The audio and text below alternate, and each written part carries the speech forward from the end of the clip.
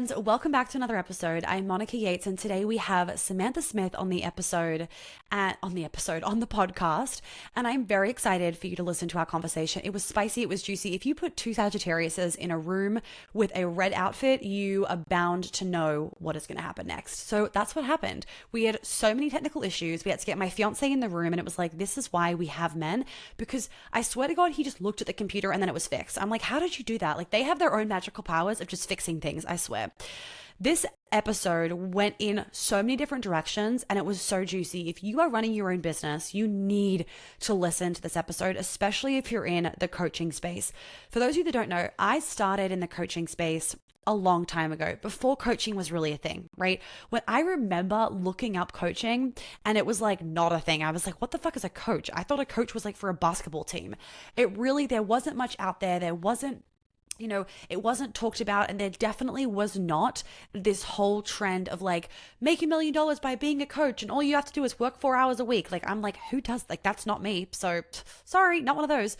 So Samantha came into the game a little bit later, but still earlier, still like earlier than some. The bottom line is that we both are unafraid to speak the truth.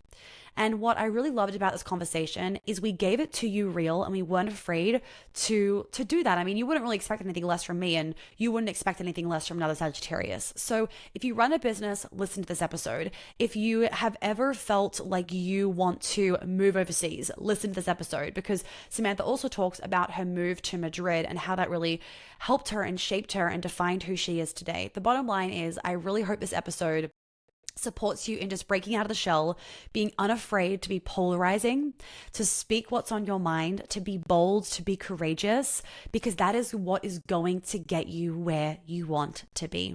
As usual, for those of you that are business owners and you want to learn how to run a feminine business where it's not just airy-fairy, what this means by having a feminine, like a truly feminine business, not the airy-fairy kind, because I'm not really about that, is about having strong masculine structures that feel right for you and in alignment. The Feminine CEO is one of the most extensive business programs I've seen out there, not in terms of like, oh, here's a template, copy and paste and it'll make you $1 million. That's not empowering. So if you go to the website, the link is below, just scroll through the modules. Like, tell me they don't entice you. You also get a one-on-one with me. Well, depending when you listen to this, but as of August, September, when this comes out, September, there's still one-on-ones happening of 2023. Bottom line is, go to the website page, have a scroll, have a look, have a listen, have a read. If you have any questions, you know where to find me. Send me a message. But the testimonials speak for themselves on this one. All right, guys, let's jump into this episode with Samantha. Hello, everybody, and welcome back to the podcast. Today, we have a very special guest, expert in the industry and a friend. We are both Sagittariuses. Her name is Samantha, and we are both wearing red. So you guys are in for a fiery and spicy episode today. So welcome to the show, Sam.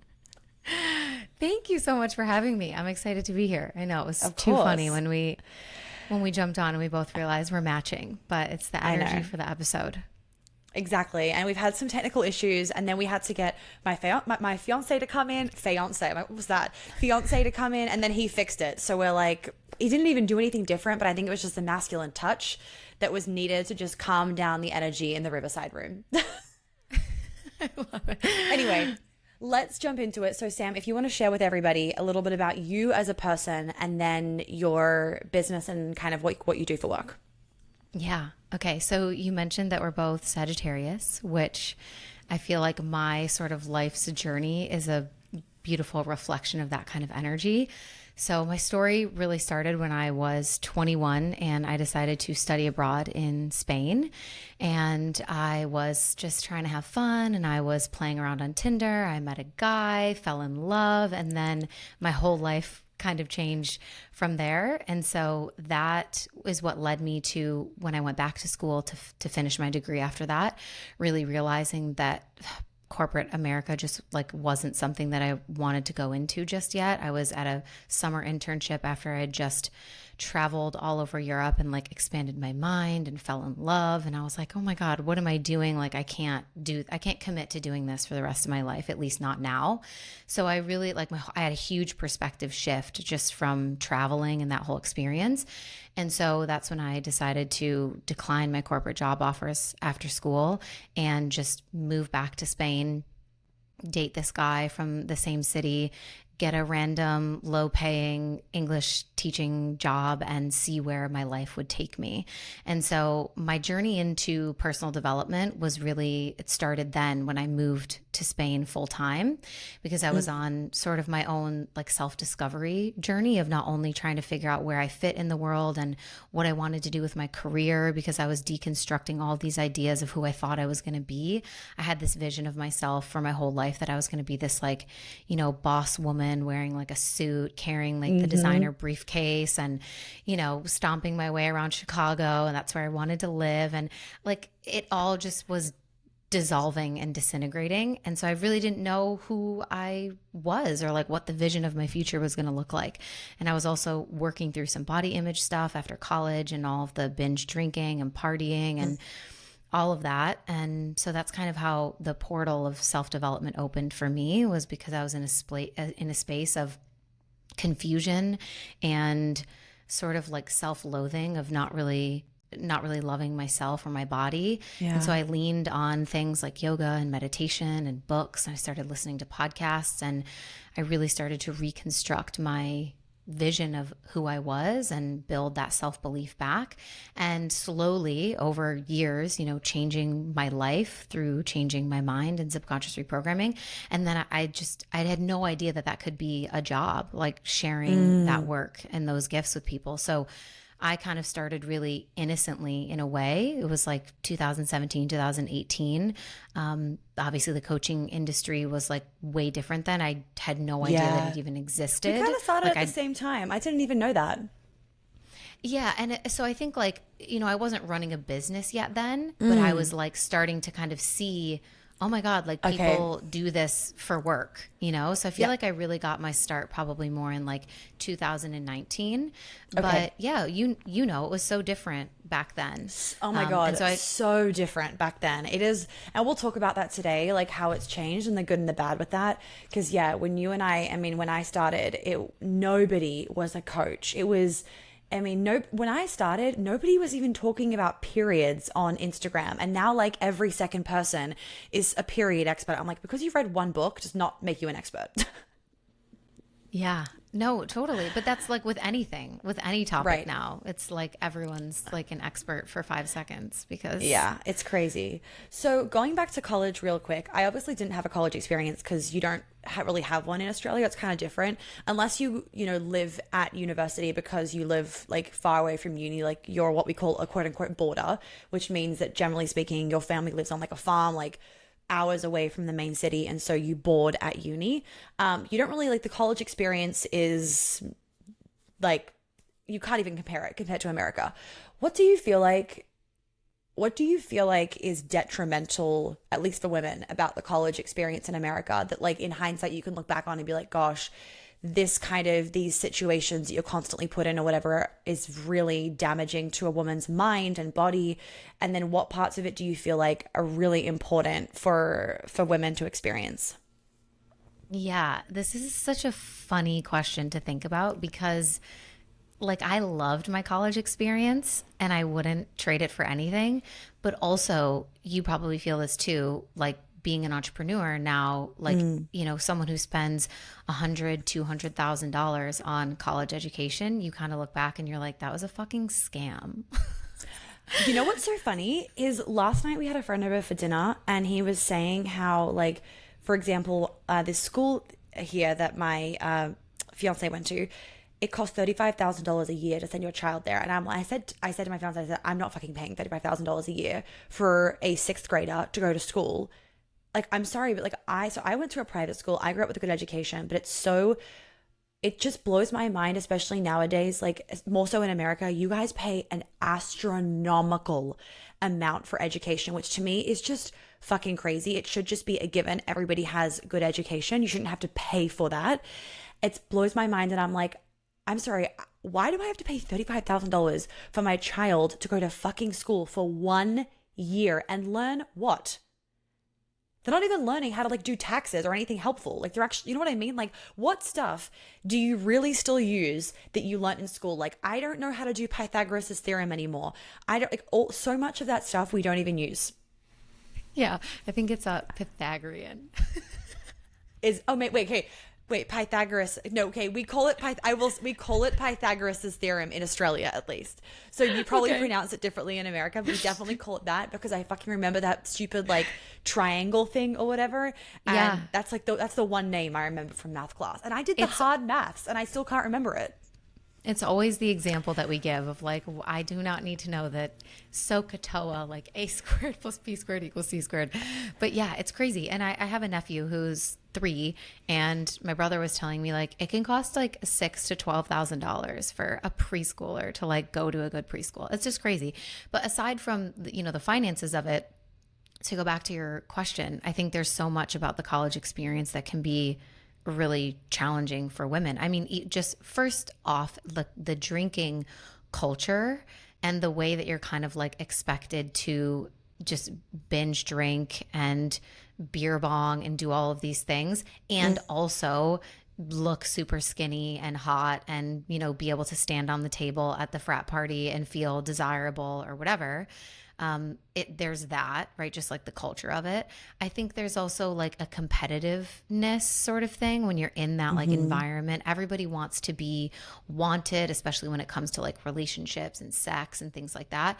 And there's this dynamic of like competition between women, especially like I was in Greek life, and so there were sororities and things like that, and it's like, this is the cool one or this is the better one, and we're better than you for these reasons, and we look hotter than you because of whatever. And I think that culture in general of like women, young women especially, feeling like they're pitted against each other, we know is like so unhelpful. It really is. So on that note of like sisterhood wounding, I'm sure you've dealt with your fair share of being an entrepreneur and having a business.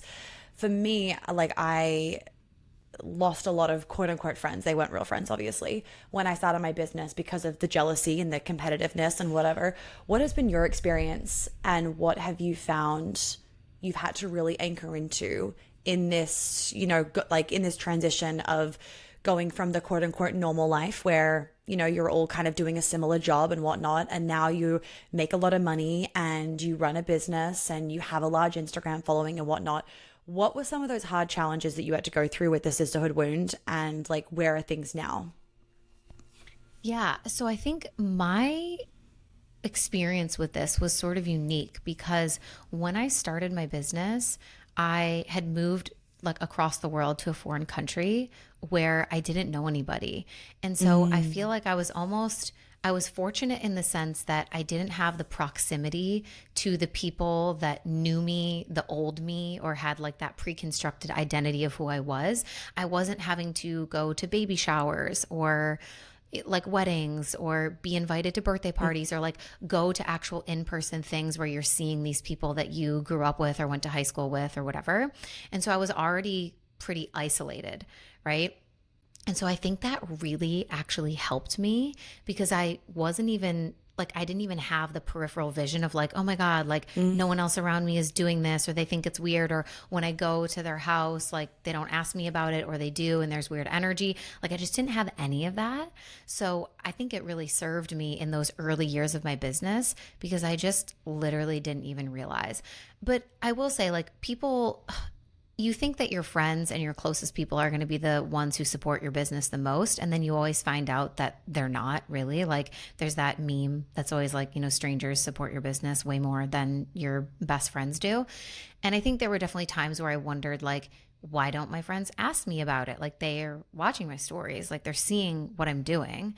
Why wouldn't they be like, hey, like saw you started a business, or like, how's it going? Like, but I don't know, like I guess just detaching from the need for other people to care as much as I cared, and really just like staying in my lane and knowing this is who I am, this is what I want to do. I trust myself, I see the vision, and I'm going to let the chips fall where they may, and like the relationships that need to dissolve, they will.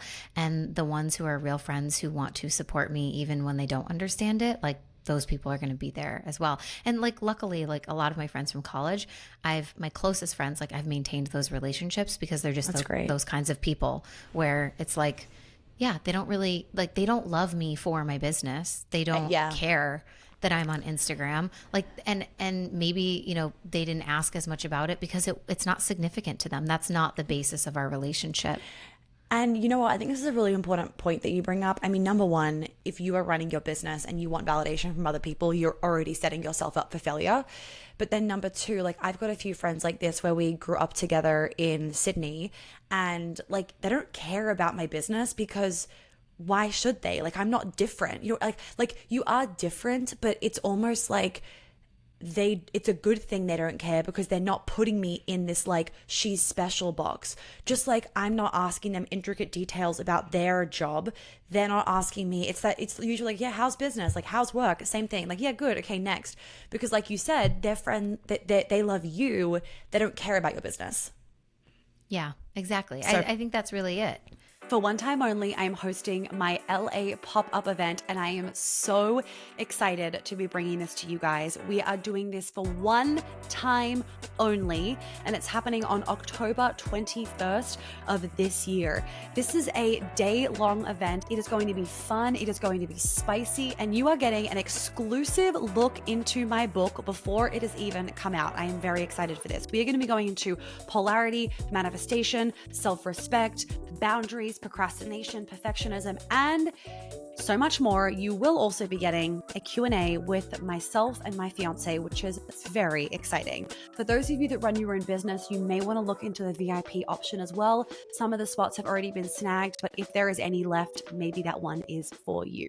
Okay, so jumping into like the coaching stuff and everything, and the industry, you and I are very similar in that we have no problem speaking our mind and saying the things that need to be said to ruffle some feathers because it's fucking true, right? And it makes you authentic. People trust you. You trust yourself. And at the end of the day, you then have people that respect you more because it's better to be loved or hated than, oh yeah, she's like kind of cool.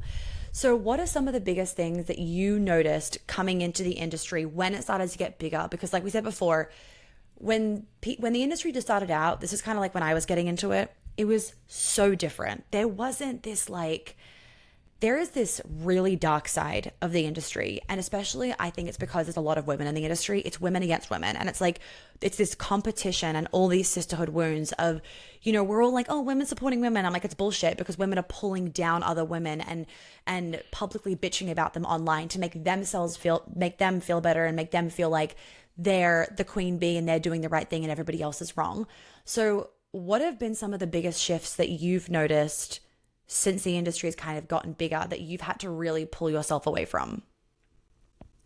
Yeah, I think one of the things that first comes to mind in terms of like what's shifted is when I first got into the space, there was never this like constant like one-upping of like the finances of it. And that's like a lot of what it is now is like, especially in the business space, it's like this much money per month, this much money per week, like this much money per year. Like I made this and it was so easy. And if you're not hitting this, like here's why. And there's just been way more of a focus on the money and the finances of it in a really big way. And some of it is positive because for me, I know in my journey, seeing the possibility and the potential, the earning potential specifically in the industry was a huge eye opener to me because like I said, I had no idea originally that this was even a job.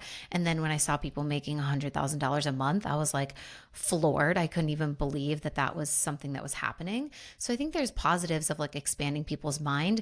But to your point of like the competitiveness, I think that it's been taken to a level where it's just like, you know, you have to, there's people that are faking screenshots or doing certain things because they feel now that they have to.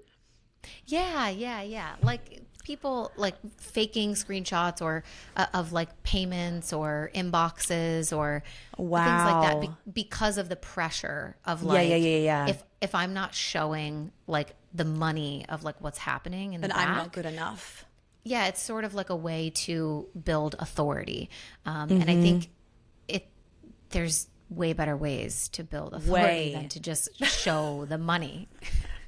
Right. So you know what's interesting about this is I was on an interview before and we were kind of talking about, and she was asking me about the essentially like how we've devalued the feminine role, and how, you know, the whole like, why are women so Miss Independent all the time? Like, why don't we let them lead? And such a big component of it, which is then like exacerbated, obviously, in this industry, is we have been led to believe that if we have more status as a woman, we're going to feel better as a woman. You know, we went so long with not having any power and not having any status or earning capacity. And men are the ones that, you know, would hold the status, and they are the ones that go after the status. And we've been kind of sold this lie of the more money you make as a woman and the better you are and the more of a quote unquote status you have, you're doing better in society. Like, you are like ticking the box, you're filling the hole or whatever it is, and now you're enough of a woman. And it's so interesting that you said this, because I'm like, in an industry that is predominantly women, where we should be honoring our feminine, honoring the fact that we don't need to just be achieving status like men are operated to do. It's funny how there is like a polar opposite at play, like a full dichotomy of you should be making X amount of money and kind of putting ourselves against each other, whilst at the same time it's like, be feminine, look after the kids, like cook dinner, blah blah blah. And it's two polar opposite things happening at once, and it's like, how can a woman achieve that? Yeah, it's overwhelming and confusing as fuck for someone who's watching it, because I also think that people are not fully honest about, I mean, something that I really like about like what you share, for example, is you talk about how you love your work and you enjoy the process of working. And this is something that like Alex Hormozy says all the time too. He's like, I like work, and people are always getting on my ass about, you know, what you're going to burn out. Like, why would you work 12-hour days? And obviously he runs, I think his companies are valued at like $200 million or something. And so he has like a lot at stake, and I'm sure there's a lot of work to be done, but he's like, that's my passion. Like, that's my game. Like, that's like, if I loved golf, I would be golfing all the time or every weekend or as often as I can. So I work as often as I can because I love it. Why should I have to do something else that you think that I would enjoy or that would help me not burn out, when what I actually enjoy is doing my work? And so to the way that you share about like you enjoy working, but you can still be in your feminine and you can still work. I think what we're seeing from other people sometimes is this sort of image of both of those sides of the coin, right? Of like hustle, like make all the money, do all the things, work hard, and then also be the, you know, totally in your feminine and relax and receive and, you know, just be the housewife and whatever. And it's not always completely honest about how they're balancing those things. So my point was like, I think you're really honest about it, of like, I do work a lot. Like, you'll share, like, I'm in the car and we're on the way to dinner and I'm doing work like on my laptop or whatever. But then there's the element of that where like you're letting your fiance drive, and there's just these little things of sharing the realness of it. I think what's messing a lot of women up is the fake vision of like both of those things coexisting exactly in like a 50-50 percentage. Like, it's just, I mean, even for me, like, it's not really like that. I also love to work, and I'm not 50-50 with how I split my energy. Sometimes it's 80-20, sometimes it's 60-40. And for me, like, that's what I've discovered balance is. It's not being equally split 50-50 all the time. It's just finding that, you know, rhythm of when something needs more attention versus when the other one does. Agreed. And I think something that's also just confusing, and it just is misguiding for a lot of women that want to run a business and also like have that desire to make a lot of money for whatever reason that they want to make a lot of money, is the whole notion of, I work 4 hours a week, or I only have 2 calls a week, and I make $1 million a year. I just am like, okay, well, good for you if that's actually the case. One, I'm like, I don't understand how that could be the case. But also number two, I'm like, I think that then that, again, in like a different way, it gives this very misconstrued idea of you can just make shitloads of money without having to put that action and value in the making of that. Yeah, I mean, that's exactly what I'm saying. It's like this painting of a vision that is most likely not real. Yeah. Right? Like anyone who's built a business knows that that's probably not real. And or I think sometimes there's also an element here that's important of like, as the viewer, using your own discernment, being able to understand something that you get to do in year 8 of building your company is not how you built your company starting at day one, right? So there could be people that they only work 2 days a week or 4 hours a day or whatever it is, but they probably have like full-time employees and other people that they've delegated things to. And so it makes sense. But there's this idea that, maybe a viewer is like, oh, well, I should be able to do that while running my business or starting my social media account. And it's like, then they feel overwhelmed and they're confused and like, I don't get it. It's supposed to be easy. And like, I'm supposed to be in the flow. And like, I just, at the beginning, it's like, well, it's not really like that. Entrepreneurship is not easy. Like and I'm sure to you, Sam, like it feels easy because it's my passion. I love doing it every day. But if you have the idea that you can just work 4 hours a day when you're growing a business, I'm telling you right now, that is just not the case. Unless you want it to take 10 years for your business to get off the ground, there is blood, sweat, and tears in the beginning. And you don't have to burn yourself out to like start your business by any means, but there is hard work that is required. And social media just paints this picture of it's all rosy and easy and you just like travel and work and that's all that happens. And I'm like, well, just so everyone knows, when I travel and work, they are the most exhausting trips. They are not sunshine and rainbows. Like, we don't go out for like cute dinner dates every night. Actually, I'm working most nights because of the time difference. And we're having like this random half dinner at like either 5 p.m. or like 9 p.m. And I don't like it and it's not ideal. But like, that's the reality of the travel and working. And we're going away in a little bit. And I'm like, actually, on a mission to try and show that more. We're gonna like film a bunch of it to be like, this is what it's like to travel and work. It's not just like laying on a sunbed all day and working from my phone. That's not what it's like at all. And I think the whole thing also just sets women up with the false expectation, just like the social expectation of, if I miss independent and I tick this box of who I should be, then I'm gonna be happy. They go and achieve that and they realize they're fucking miserable, Yeah, I was just thinking about how you film a lot while you're traveling. Like, you film a lot of your modules and stuff for your programs. And I was thinking to myself, like, yeah, that must be like kind of chaotic sometimes, because I know what it's like to travel and I'm like, check me out. Like, I don't want to be in work at all. But then what I sacrifice in order to have that is that I work a shitload before I actually go on vacation, because I have to have all the things filmed and I have to catch up on the calls and do all the podcast recording. So it's like, you can do it in different ways, but either way you split it, you're going to have to put the work in. Yeah. And actually, my fiance is like booking all the flights for us. And he's like, just an FYI, with the list of everything that you want and all the pictures that you want and where you want to go, we're going to be spending 2 nights in each place. And I'm like, buckle up. Like, I need to take those fucking supplements. Need some serious chamomile tea to get me through this. Anyway, we'll see how those videos go. So in terms of relationships, so I am assuming, Sam, that you are the breadwinner in your relationship. And I know that your partner needs to get a visa and everything. Fucking, I don't know how that's going for you guys, but been there. It is not fun.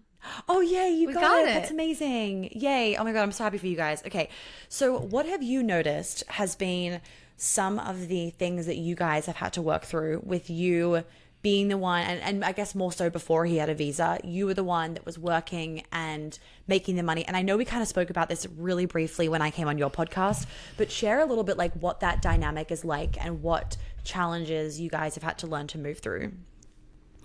Yeah. So I think because I'm in this space and I hear these conversations a lot, I was sort of already anticipating what the challenges could be and what that might look like. And so I was sort of like, oh, like, how is he going to take it? Is he going to feel super emasculated? Like, how is this going to affect him? Because I love my work and I am happy to be able to like provide for us in the interim while he gets settled in America and gets his green card and gets set up and all of that stuff. But I know as a man, it can feel really jarring or like disorienting to not be the provider or to not feel that you're the provider and the protector. And so I just kind of had conversations with him about just bringing him into the awareness of what was really going to happen. And that, when we went out or when we had to buy stuff for the house, like furniture shopping, all those kinds of things, I was like, you're going to have to let me pay for things. And so I was just kind of trying to like bring him into like the reality of the situation so that he wasn't totally like caught off guard in an experience of like, oh my God, I felt so weird that I didn't like pay for the couch and you did or whatever. Yeah. So we had conversations like early on of what it was going to look like, because it was definitely a switch. Like when I first got together with him in Spain, I was dirt poor. So like he was making all the money. So it was like a full like swap, right? Which is kind of beautiful for you guys, because he's had that opportunity then to really lead you in that way. Yeah. Yeah. And this is what we talked about too, is like there were multiple times in my time in Spain where I was between teaching jobs, or I got fired from a job at one point. And there was also like every summer we would have almost 4 months where we wouldn't get paid from our teaching jobs. And so I was already like so low on funds, and it would always be like we'd get to the end of the summer and I like could barely buy him a birthday gift, or you know, he would have to cover the groceries. And there were lots of times where he fully like covered for us, you know, like when I wasn't in the financial position to do so. When I got fired, he was like, it's totally fine, you're going to be okay. Take your time figuring out what the next move is. Like, I've got everything covered, like bills, groceries, dog, all the things. Don't worry about it. And so we had that experience, which I think was really helpful. And it almost like made me feel like the experience of being the breadwinner was like super nourishing, because I wanted to be able to like give that back to I love my that. man. I love that. So in terms of growing your business and everything, and obviously he's seen you kind of go through all of that, and you did that whilst you were in the relationship. What would you say to any women that are wanting to build their business, that are in a relationship? Because something that I often hear is this fear of, or this challenge of, trying to juggle a relationship and also growing a business. Because at the end of the day, growing a business is time consuming, and it requires boundaries and limits and stuff between business and also the relationship. And you were in that camp. So what is some advice that you could give? Yeah, I think when I think about the reason that it's worked for my relationship is because I have a partner who also really values pushing themselves and achieving in their own way, like someone who values success and putting in the work towards achieving a goal, someone who's like growth oriented. They're not going to feel weird about you spending time on something that's really important for you and growing your business. They're going to feel proud of you for that. Like Jaime will tell me all the time, he's like, he always like wants to bring me back to the days when I first started. Whenever we hit a new milestone or something in the business, he's always like, don't you remember like when you first started and you would like stay up until midnight typing out your ebooks, and like you would work full time and then you would come home and you would just always do your business. And like he reminisces on those times with me, because the way that he saw me in those moments was through pride. It wasn't through like, oh my God, you're so annoying. Like, why are you doing this little ebook thing? Like, it's useless. When at the time, like objectively, the things that I was working on probably weren't like, you know, big money makers or like crazy things. But that you he was can't like, have that mindset at the beginning. You have to like, Right. you have to be okay with like chipping away at things. Yeah. And so like making sure that you have someone in your life, if like we're talking about relationships, who's also growth oriented and values success and hard work, because they're going to look at you putting in the hard work and they're going to be like, that's hot. This is such a beautiful narrative shift, because like, so obviously I already had my business before I met my fiance, and everything you just said, I'm like, that is so beautiful that he has been able to see you go through that. You like, he gets to share that with you. He like reminds you of that. And I just think like that is such a beautiful narrative shift for anybody listening that's like, how do I do this and juggle my relationship? Like, it's going to be like, he's going to pull me away from my business, or like I'm not going to get enough time to do it. I'm like, no, let's just swap. You get to build your business and have somebody watch you do that and help reflect on those times, because we forget them, like I remember some moments, but how beautiful for your partner to be like, do you remember this time where like on a Tuesday morning you were up at 5 a.m. doing X, Y, and Z, and just like cheering you on. Yeah, I think that's a beautiful way for people to look at it. If you're scared of that, it's like you get to have a partner who sees you through the entire evolution. And they're going to have so much appreciation for everything that you've built, so much more so than if they found you at the point in your life when it was already built, when it was already done, Yeah. right? Like you get to journey through it with them. I love that. Okay, so going back to when you started your business, now obviously you're more so, correct me if I'm wrong, helping women grow their businesses. But in the beginning, you were really working on like mindset, subconscious reprogramming, like holistic health, etc.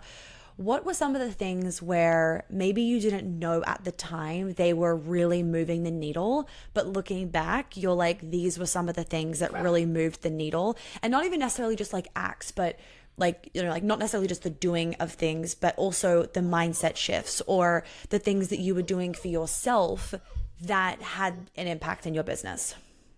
Yeah. The first thing that comes to mind is, especially this was kind of like during the pandemic, I would just go live all the time and do like free, like live journaling sessions and guide random meditations. And now that I look back on that, I'm like, that was so nurturing for my community. And it was building so many opportunities for people to really know me and get a feel for my work and my heart and the things that I was teaching in a really like authentic and beautiful kind of like casual way. And so over time, just having so many of those, they're kind of like community events, if you think about it. Like so many, like I didn't even have to plan.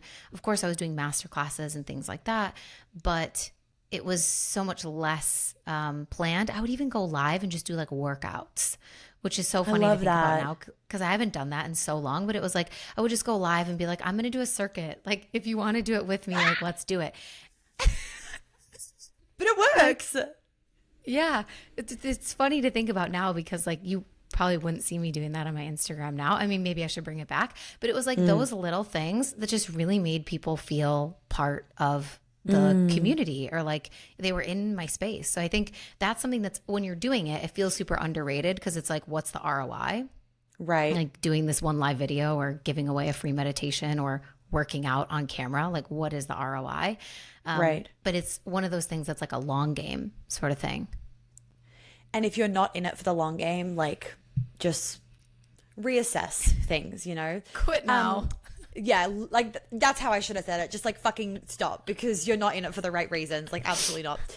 Guys, I literally have your summer plans sorted for next year. I'm so excited.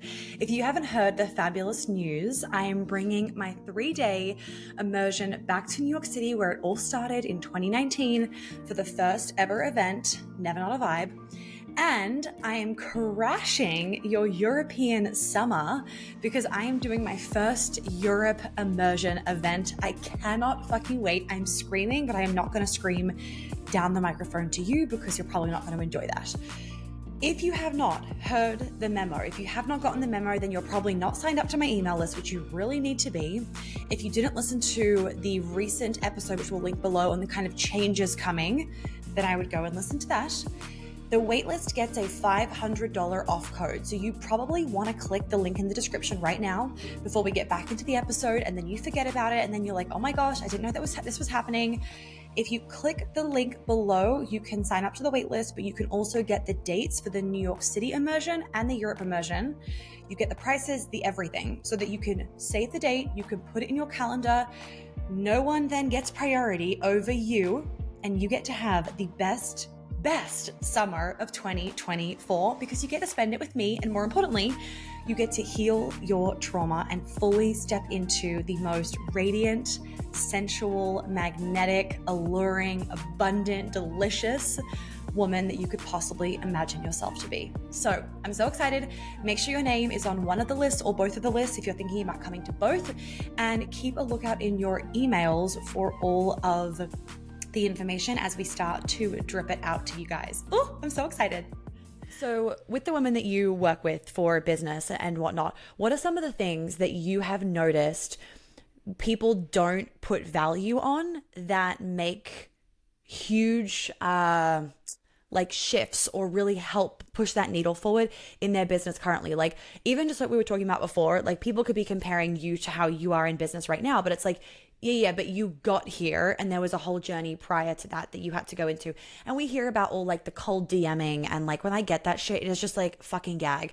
I even got one today and Olivia, who like helps reply to my DMs, she messaged it to me. She's like, I'm assuming this is a no. And like people are literally like cold, not even cold DMing you. They're asking you, they're kind of doing it in like a really good way, I will say. But they're asking you like a genuine question. They're asking you a genuine question. So you think that they are like, you know, they're curious about working with you. So you then take the time to respond and then they try to start selling you to something. And I'm like, fuck no. Like now you haven't only just slightly deterred me, you have now completely put me off anything to do with your brand because of like the sneakiness around it and the lack of authenticity. So I know you've probably heard like some fucking horror stories, and I've heard some horror stories about business coaches and whatnot. So kind of pulling those into the mix, what are some things that are the absolute wrong thing to do that you see your clients doing or thinking they should be doing? And then what is your advice on the right thing to be doing? Okay, so I feel like I'm going to flip this a little bit and still answer the question. But speaking about cold DMs, an example of the like wrong thing to do is exactly what you said, to just like send someone a message and then be like pitching your product or service right away. Like we don't want to be doing that. But also, another wrong thing that I see people doing is thinking that they don't have to put in the legwork in order to build a business, and that they're just automatically going to get people in their DMs going, how can I work with you? And so it's this fine line, right? Of like, do you know what I say? It's not just meditation and masturbation. Like the whole, like, just like energetically calling your clients, like, no, you got to put the action in. yeah. And so, you know, sometimes like there's a way to message or do DM outreach that's simply for relationship building and community building. Again, what we we're talking about of like playing the long game. Whereas the person who is in your DMs who's trying to sell you in the second or third message, they're playing the short game, right? They're assuming that they can sell you something right away. But if you're sitting there trying to build a social media following, especially in today's climate where the algorithm is so different, it's a lot more challenging to grow. You know, I think you do have to put boots to the ground, and you probably do have to do some sort of outreach in order to bring people into your audience or give them value in some way. But you can do it in a way that's not immediately trying to sell them, right? Where it truly is like a value give, or you're reaching out to make connections with people who you think would be aligned clients someday in the future, right? And just kind of like bringing them into the fold of your business. Maybe you offer them a freebie, maybe you send them one of your workshops or something like that, but you're not then immediately going to pitch them for a sales call. However, a mistake that a lot of people make is they do nothing because they hear people talking about the, oh my God, the cold DMs, it's so gross. And so then they do nothing and they're like, why is no one messaging me to work with me? And it's like, because babe, you literally just started. Like, you have to actually do stuff. I'm so glad that you brought this up, because the amount of people that think, I started my business last month, why do I not have any customers? I'm like, bitch, I started my business years before I even made any money. Like, even I used to, like, I did food blogging for a while and recipe creation, and I would occasionally make like $200 from like a sponsored post or whatever, you know, where like a company would like pay for the recipe or whatever it is. And back then I'm like, oh my God, 200, like I was so excited about it, right? I probably made like $1,000 in a year, not joking.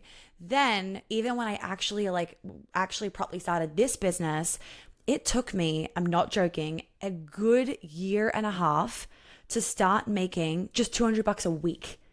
You know, just to start making a little bit. And then that took another 6 months of consistently doing that before I actually was like making money that I could live off. And it is such it's such just like a bullshit answer and idea where when you start a business, you should be making money within a month or 2 months. I'm like, it's not going to happen like that. It could take you 6 months to start actually making money, because you got to build that know, like, and trust. Yeah. I think what's interesting too is like the people that are making money really fast. I don't know if you've noticed this, but it's sort of, we talked about this a little bit off the recording, but like the business coaches that have never built a business, they're starting their online Instagram business as a business coach. Like, obviously people know that there's maybe in some cases more of a financial opportunity going the business route, because when you're helping people make money, maybe you can charge more. I think that's one of the narratives, or one of the reasons, and that's not always true, but it's one of the reasons I think why a lot of people are drawn towards that sector of coaching in general. I think like those are the cases where you see people like making astronomical amounts of money really quickly, but it's kind of built on a lie. And That's a lie. yeah, on a lie.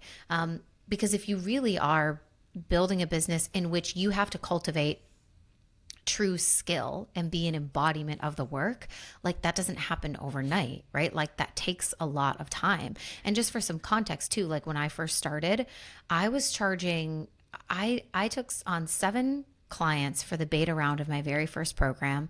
And it was 3 months of, a curriculum that they were going to follow, and then weekly one-on-one calls with me. So 12 weeks of one-on-one calls with 7 women. That's a lot of phone calls. I was also working full time, and they were only paying me like less than $500 a piece, right? So I got to the end of those 3 months and I was literally so exhausted because I was working full time and juggling all of this, and not like what was the total of that? It was like, less than $2,000 or something. So it was crazy, but you keep going, and you live and you learn. But I think, yeah, it's misleading to think that you're going to make like boatloads of money even in the first year of your business. Yeah. I have an actual masterclass that's called How I Built a 6-Figure Business in a Year. And what I actually share in that masterclass is everything that I did before that marker of that 1 year started that also counted towards making that possible. Because it wasn't just the first time that I sold something. If you count from like the first time I sold something to the close of that year, it ultimately was a 6-figure year. But what you don't see in that is the years of blogging and posting and my weekly newsletter that I sent out every single week without fail. Like all of that stuff was necessary in order for that 1 year to be possible. And so I think it's important to show the context. Amen. Okay, so firstly, with the whole business coach thing, there's 2 things I want to say and then like hear your thoughts on. One, I believe that if you have never run a business yourself, how can you be a business coach? Because like you said, you're not a true embodiment of the work. You do not know what it takes to run a business. Even if you've worked in a business, it's maybe you're an operations coach or something or other, but you're not like telling an entrepreneur that you know how to run a business, because what my operations manager does is completely different to what I do as CEO. Like it's a different set of skills, different brain, different things. And then the second thing is people find it easier to invest in their business than in their personal lives, right? We unfortunately value our business more than we value ourselves. We think that because there is an immediate return on money, think being the key word, there is an immediate return on money, like, oh, I can make this physical money back by signing these clients, it's easier to spend it. Versus if you were to spend that money, let's say on your relationship, it's like, oh, well, my partner isn't going to pay me back that $1,000 or whatever. So you value it less, which is really very hard. Like it's kind of mean to do to ourselves, to be honest. Like it's heartbreaking that we value that status and that typical image of success over deep happiness. And would love your thoughts on this, because I feel like this is something that a lot of people, I've seen it before where coaches, used to do breath work or self-love or whatever it is, and then they'll swap all of a sudden into business coaching. And it's so obvious, to be honest, to me, and maybe it's because I'm really intuitive, where I'm like, I know why you're doing this, because it quote unquote makes you more money, because it is easier to sell to people business than it is to sell to people relationships, which is such a limiting belief, like you said, because at the end of the day, it's not about just like the money and the selling. It's about how you sell something. It's about how you market it. It's about how you embody it as well, and if somebody is going to value their relationship enough to pay for your program or your service, then they're going to pay for your program and your service. And if you're a shit business coach, but you charge people $1 million, it's not going to be sustainable, because your business isn't going to last, because your reputation is going to go through the drain. So again, it's like that long-term sustainability is so important. My first program, same thing. And this is after I'd done one-on-one coaching for ages. It was like, I think it was $900. and it was 8 weeks. Every girl got a one-on-one call. Every girl got Voxer access as well. So I had 10 girls voice messaging me all the time. It was hectic, but I am so glad that I did it, because all of those years of doing all of these like intense programs and whatnot, now I'm at a place where I can do a little bit less and have a little bit less. But that's because I've refined what's in there so well, because I've had hundreds of women do it where I'm like, I know what to say. I know what they need before they even know what they need, if that makes sense. Mm-hmm. And even So just to like, yeah. even just to prove this whole thing wrong, like if I think about, there has been women who have made more money in their lives or careers as a result of doing my like life coaching programs than some of the like early entrepreneur like business programs. And the like, if you think about why that is, it's probably because of the type of woman who was doing the program or the reason behind why they were doing it. And so to your point of like, people are more likely to invest in their business over themselves or their relationship or whatever. We know that by investing in your happiness, your fulfillment, your health, all of that, you actually become the version of yourself who can make more money. Like it's actually a lot of the root. And so people are bypassing the root by just going directly to business. And so when I think about those two clients, let's say of like the one who's like, yeah, I want to start a coaching business, and they join like a starter program like my Abundant and Ambitious, let's say it's a 4-month mastermind to help you get your coaching business started. If they haven't done that deeper work on themselves, they might not even have the ability to like take the right actions to make that work for them. But they thought that that's what they needed because they wanted to get an ROI. But potentially you may have gotten a larger ROI if you did some of that root work first. Like there's a lot of clients who went through my life coaching program from Burnt Out to Badass, and they got like 2 times, 3 times salaries. They asked for raises. They like started manifesting more money or experiences or opportunities or a changing career or things like that. So it's not like, it's not cut and dry of, yeah, business is going to generate more money for you. I think we can just cancel that right now. It's just not like, I can see clearly it's just not true. I love it. And you know what? I've had the same experiences, as in like the amount of women that won't do the Feminine CEO, but they'll do Queen Alchemy, and then their business is fucking booming all of a sudden. And it's like, well, I'm not surprised. Exactly what you said. I'm not surprised. Now you feel safe to show up online and to, you know, be seen, and you actually feel safe holding money and asking for money, and like you've like all those kind of things. So amen to that. Yeah. And like, I totally agree, right? Like I talked about this on my stories not that long ago, and I was just saying how weird it is that this is even like a thing. You know what I mean? Like it's just like bizarre that in this day and age, you can just jump on Instagram and be like, I'm a business coach. Like what? I'm screaming. Okay, so wait, on this note, like, because we spoke about this really like briefly before, there are a million other ways to build authority, right? Than to just be like, to fake the amount of money that you're making, or to just like say that you're a business coach when you have not run a business or whatever it is. I want to hear what would be your 3, or let's do 2. What would be, I'll give 2, you give 2. This is like Sag fire. So I want to like get the spiciest ones out of you, Sam. Friends, I'm quickly interrupting the episode for some vital information. So if you are a female business owner and you don't want to burn yourself out, you don't want to have to hustle to achieve success, and you want to be able to feel like you can truly embody feminine leadership, then you need to join the Feminine CEO. This program encompasses everything that you could imagine and more from the last 5 years of my business. And I personally think that is pretty special. Like, what business courses seriously have that much information for all different kind of walks and transitions and phases of your business? Not many, right?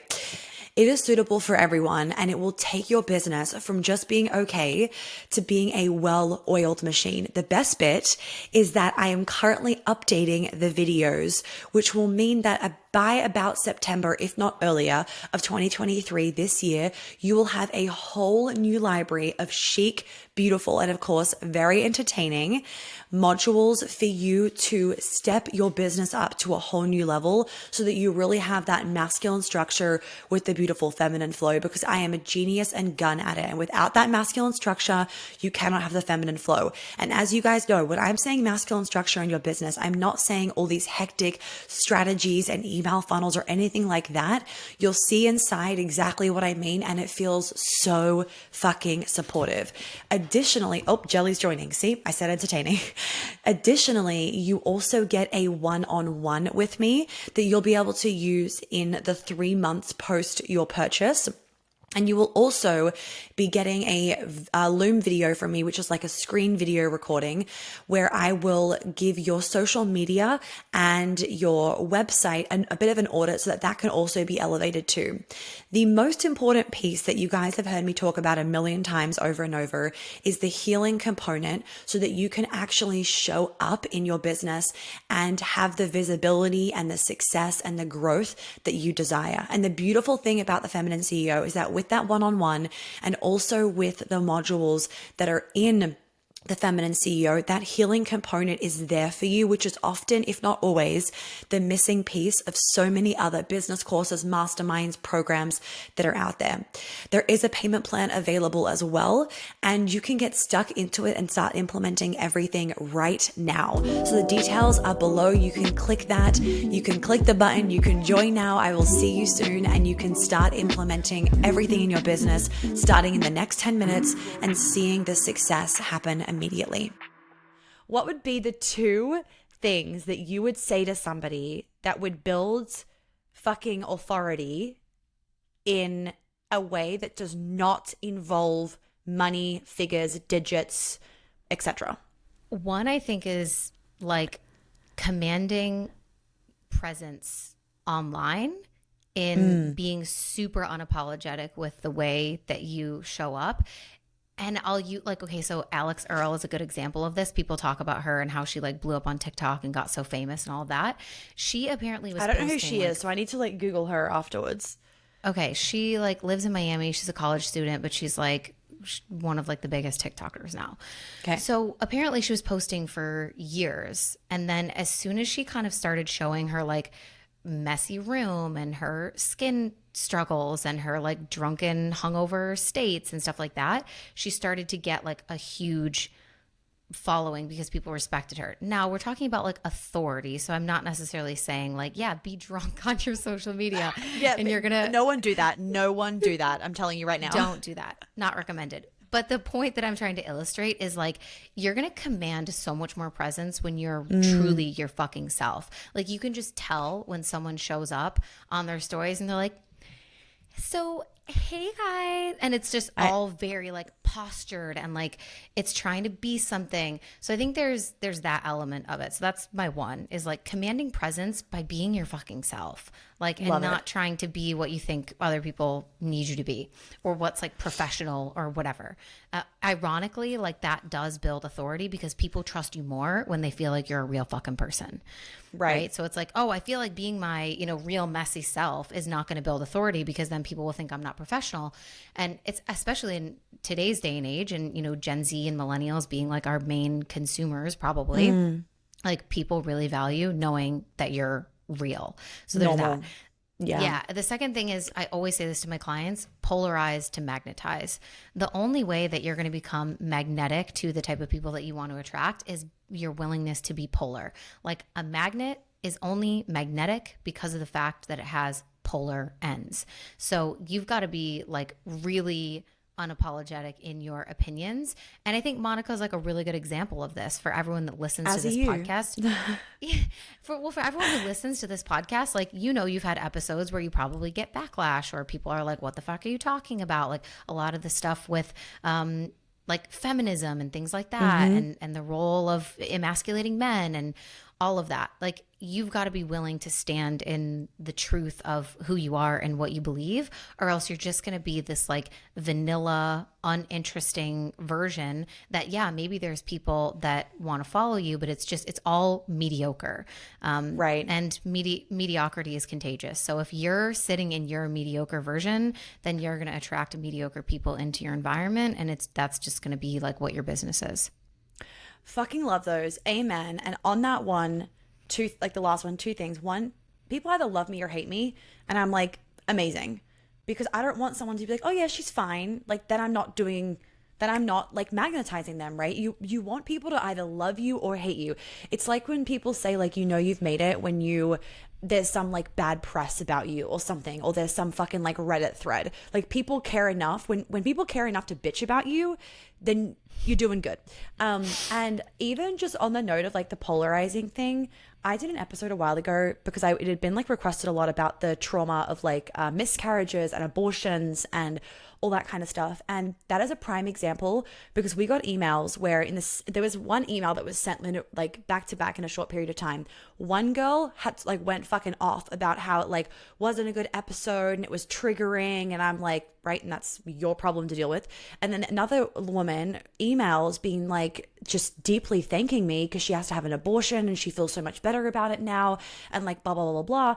And it's just like a prime example of people are going to see your content through their own lens. So don't try and control it, because you have no control over how people are going to see your content. And I think to your point, Sam, is that when you're authentic, people can feel your heart more. They can feel that you're not actually trying to be a bitch, or that you're not trying to be mean or anything online. They actually feel that you're doing it in a loving way. Yeah. I just posted something the other day. I saw this like meme, and it was like, did you drink water yet today, you stupid bitch? And I sent it to a group of my clients, and I was like, good morning, hoes. And then I screenshotted that and I posted it to my stories, because I was like, it's just funny how like, this is just like my humor and personality, but like none of them are going to take it the wrong way because they know who I am, but I'm not afraid to just like be myself. Right. So they're business clients, and I could try to be like super professional or whatever, but like, I thought it was funny, and like, they thought it was funny, and it like gave us a good vibe in the morning. We were like, oh my God, LOL. I love it. And on your note about the authenticity, like one of mine is don't fucking copy people. Like, it is so blatantly clear, even if your words aren't the exact same, if you're trying to copy somebody else's energy or brand vibe or something because they're doing well, it is so clear that it feels in your body, because it shows in your body language, because your body isn't like soft and malleable how it would be if you're confident in being yourself. It's stiff, and it's just like awkward because you're trying to put on a version of, well, not yourself, you're trying to put on somebody else that isn't you. And so when people are like, why isn't like my content doing well, or why have all of a sudden I'm not making money or having clients, it's like, well, you're not being authentically you. You're trying to be somebody else, because that's clear as day in like your content or whatever. You're trying to be somebody else because they're successful. So you think if you copy them, you're going to be successful too. But it's never about like one brand vibe equals success. It's about your brand vibe. It's an extension of you is going to give you more success. Well, let's be honest, like the reason why if anyone who's listening to this who's ever invested in like a coach or a service of any kind, you can probably reflect on that. And even if you loved like the branding or the imagery or whatever it was, the real reason that you invested was for the person behind it, right? Like, people join Monica's programs not because of the red color that she has or the font that she uses or the style of her website, even though it's beautiful. It's like, at the end of the day, the reason that they work with Monica is because they want to work with Monica, right? Because of her personality, because of her openness, because of her heart, because of the way that she shows up, because they resonate with her. So copying is only ever going to get you so far, because you're not actually an embodiment of it. So it's like, you can tie a beautiful ribbon on yourself that looks like the next girl's ribbon, but then when someone buys your thing and they actually get into your program, it's like, what are you going to teach? Like, this actually happened to me once, where this is a really funny story. One of my courses, that's like a passive money course, I was selling it was like a launch for one of my business programs. And so a girl came into my DMs and sent me like the word or whatever because I was running a sale or something. Yep. And so I just went to her profile to like check out, who she was, like what kind of business she had, and do the whole thing before we started a conversation. And what I saw on her page was one of my money courses completely ripped off and copied. And Wait, the what? funniest part about it, is the audacity to like DM me to potentially have me as your business coach when it blows my your mind when people don't course- think it's obvious. It's so obvious when you're copying No, you. it literally or was like something. the pinned post, like at the top of her thing, was literally, it said Cosmic Cash. It was the same name as my program. So then I was like, whoa, this is interesting. And I went into like her website page. It was literally word for word from start to finish. The whole sales page copied. Not even a comma was changed. Everything was the same. All the names of the modules were the same. And I'm just thinking to myself, really, I hope that no one buys this, because I feel so bad for the person that does. What the fuck is she going to do when someone gets inside the course and she has no idea what she's talking about? Because all she did was rip off naming, branding, and like words. The sales page. You know what I mean? So it's like copying is only going to get you so far. Like, what is your plan? What are you really going to do? Did you get a lawyer after involved? that? Yeah, I talked to my lawyers, and that's when we kind of like went into the whole like trademarking of everything. And she took it down. I like messaged her and she took it down and whatever. But it was like, I was like, wow, I can't believe people actually do that. It honestly, I've had so many experiences where people have copied. Like, okay, so I've got like my contract, for example, that I use for like all my different programs and whatever, and my events. It is a custom contract. I paid my lawyers $14,000 on this one contract that it fit exactly my business, my things. And I have seen people copy and paste the exact contract and put it in their terms and conditions. And to me, it's just so dumb, because I'm like, you realize I have a company in a different country to you. So like, what is in the contract may not even stand in your company.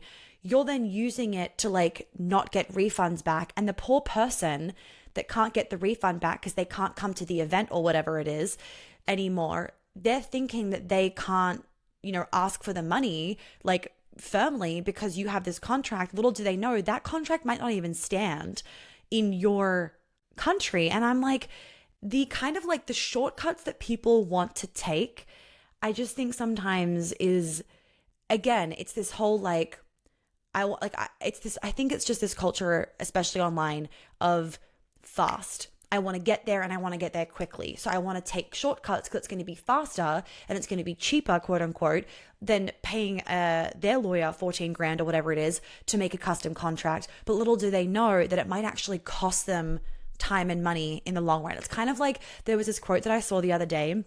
If you don't want to pay for your health now, then you'll be paying for your illness later. Like, if you don't want to pay for healthy food now, you will be forced to pay for your illness later. And I'm like, you could use the same situation in business. Like, if you don't want to pay in time and money now, you will be paying in time and money later. Yeah. I mean, even the example of what happened to me, like if I didn't want to pay for like effective contracts or trademarking and things like that, my dad always told me, he was like, someone could literally take your work, and if they are like even, a percentage of what they pretend to be with your work, like they could take it from you. And so you would lose everything that you work towards by not paying for the protection or the preparation of it to begin with. Right. So, yeah, I think, we all want things quickly and we want to take shortcuts. And there's definitely in business, there's times where it makes sense to invest in those things and other times where it does make sense to wait. I'm all about like low overhead and, not spending more than you need to, especially when your business is just getting started. But Agreed. there are like serious things that you have to think about of like, do you actually want to learn how to do this the right way? Or do you want to, like, this happens all the time where someone builds a version of a business because they saw someone else doing it. And then they're like, I started this membership because I thought that like memberships were going to be the best way to make money. And they're like, I hate this membership. And I'm like, well, you probably shouldn't have started with a membership. And it's probably because they didn't invest in any real guidance around where's the best place to start. They just copied what someone else was doing. And then they realized, oh my God, this is so much work and it's low ticket and it's not giving me a return and I hate it. And what the fuck? Right.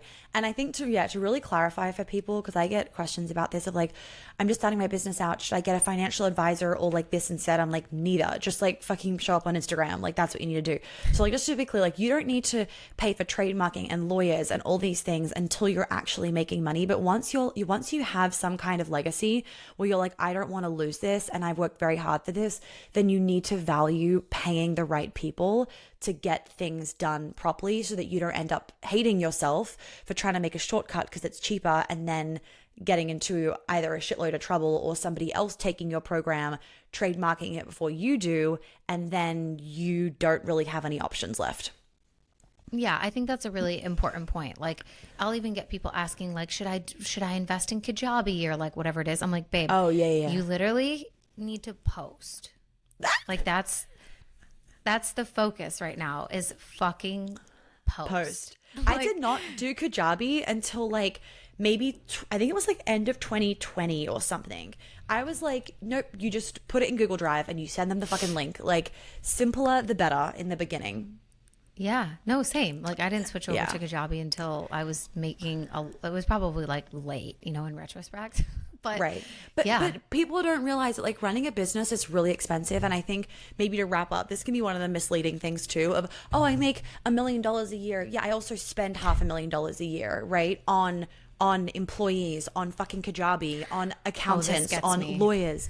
Like seriously, like just because somebody made $100,000 in a month, that doesn't mean it's in their bank account, right? Maybe $20,000 of that went into their bank account. But if you've got a team, like it costs a lot to pay my team, on top of everything else that you have to pay for every month and living expenses and all those little things add up. People don't realize that it's expensive to have a business. So it's like when you start off, do the things that are actually going to get you clients and give you that know, like, and trust and build that credibility. And that is cheap. You need Instagram, a phone, a laptop, a Gmail account, and you're good to go. I think that I personally think it is a good idea to invest in a website being made because it gives you a place to send people where they could read more about you and programs and everything. But I'm like, that is where to start and then just leave the rest for later. Yeah, I totally agree. Like, I think there's way too much overwhelm of thinking that you need to have everything and all the fancy bells and whistles from the start, like knowing your starting place and just focusing on building the like, know, and trust. Like I talk about this all the time. Like I did a reel that people really enjoyed, but it was cheeky. It was just funny. I remember. But it was the one about like, should I start a course or should I like build an audience or something? And it's just funny. Like, why would you make a product if no one wants it? Like you first have to like create the community and the environment for someone to want the thing, and then you can build the thing. So yeah. Right. Agreed. Okay, Sam, are there any last parting words that you would like to share with anybody? Any Sagittarius words of wisdom that you feel like the people listening should remember from this episode? So I feel like my whole shtick is just like, please, for the love of God, like live your life before you die. Like that truly is my thing. Don't let fear hold you back and let you miss out on the gift of this life experience. There's so many points in my journey where I had to choose myself over what made sense. I had to choose this man that I fell in love with over career, over a salary, over money, over certainty, over being close to friends and family. But it was worth it because that's what I knew I wanted my life experience to be. I wanted to have the story of abandoning everything and running off to Europe for a man and figuring it out. Like backing yourself enough to know that you can make those big moves and live your life truly to the fullest and always be okay. Because even when something doesn't work out or it falls through the cracks or whatever, like you're going to be smart enough and resourceful enough to figure out what to do next, right? Like if I had moved to Europe and abandoned everything and he broke up with me 3 months in, I would have a choice to make. I could stay, I could figure it out, I could get a job there, or I could move home, I could start over in a new city. Like your life isn't over when things don't And you know go the what? way that you Even when think. you said, yeah, even when you said that, I'm like, it's still a win-win. You got 3 months in Europe with a great guy, and you could have spent the rest of your life wondering, what if? Like, that is torture when to have that what if question mark in your mind. Yeah. So for like, I that's love my it. whole thing always is live your life to the fullest. You're going to die. Like make it happen, make it worth it. Like, live the biggest, juiciest, most decadent life that you could think of. Like relationships, experiences, all of that is so much more important than money. And you're going to be happy at the end of it when you're like, wow, I really lived. Like I really You did did. that. Yeah. Yeah. Oh, I love that. What a beautiful way to end off this amazing episode. Thank you so much, Sam. Can you just tell everybody your Instagram handles so that they know where to find you? I'll put everything below as well. And then we'll wrap up. Yeah. So you guys can come follow me at underscore Samantha Daily on Instagram. And if you want to check out the podcast, there's an episode with Monica over there from a little while back. It's called Makeshift Happen. I love it. I love it. Thank you, Sam, for being on today's episode. So much wisdom, so much Sag fire. We loved it. And we'll see you next time. Guys, that was such a juicy conversation. I truly hope that you love it. Please make sure that when you screenshot the episode and put it on your Instagram stories that you tag Samantha and I. Her details are below. You guys obviously have my handle as well. I really hope that you enjoyed the episode. If you haven't already left a written review, please do so. So much effort goes into these episodes. I know I've shared that with you before. So it means a lot when you leave a review. And if you send a picture of your review, like just take a picture before you actually click send, like click post.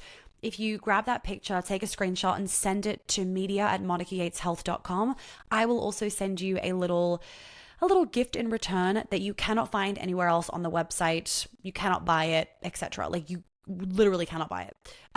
So if you want that, please just leave a review, send a screenshot, and I'll be more than happy to send it to you.